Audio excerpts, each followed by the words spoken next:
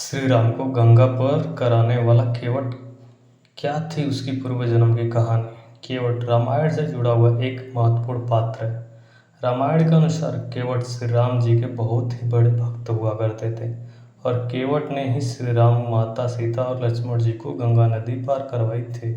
ऐसा माना जाता है कि जब यह संसार शुरू हुआ था तो उसके दौरान केवट का जन्म कछु के रूप में हुआ था और उसी समय धरती पूरी तरह से जल में डूबी हुई थी।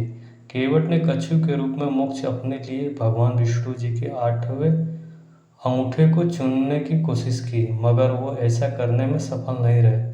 जिसके बाद केवट ने कुछ के रूप में भगवान विष्णु जी के चारी तपस्या की थी और केवट की इस तपस्या से प्रसन्न होकर भगवान विष्णु जी ने केवट को इंसान के रूप में जन्म लेने का वरदान दिया था।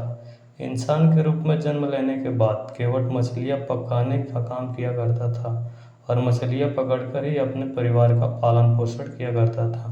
केवट के पास एक नाव हुआ करती थी जिसके जरिए वह गंगा नदी के पार जाया करता था। भगवान श्री राम को जब 14 वर्षों का वनवास मिला था तो वह सबसे पहले गोमती नदी को पार कर पहुंचे थे। श्रीकरपुर इलाहाबाद से 20 किलोमीटर दूरी पर था। इस जगह पर पहुंचने के बाद श्री राम जी को आगे जाने के लिए गंगा नदी को पार करना था, लेकिन गंगा नदी को किस तरह से पार किया जाए, श्री राम जी इसी चिंता में बैठे हुए थे। तभी उनकी नज़र गंगा नदी पर हरि केवट की नाव पर पड़ी और श्री राम जी ने केवट से कहा कि वह अपने नाव से उन्हें गंगा के पार ले जाए। श्री राम और केवट के बीच जो संवाद हुआ वो कुछ इस तरह से है। रामायण के अनुसार श्री राम जी ने केवट को आवाज़ लगाते और कहते हैं कि नौ किनारे ले आओ पर जाना है। श्री राम जी की आवाज़ सुनकर केवट उनसे कहता है कि मैंने सुना है कि आपके चरणों की धूल से पत्थर की शिला सुंदर सी स्त्री बन गई थी। मेरी वह नाव केवट की बनी है। अगर आपके चरण की धूल से पत्थर को स्त्री बना सकती है तो इस तरह आप चढ़े तो वह इस भी स्त्री बन जाएगी। ऐसा होने से मेरी ज़िंदगी तबाह हो जाएगी और आप भी नदी को पार नहीं कर पाएंगे।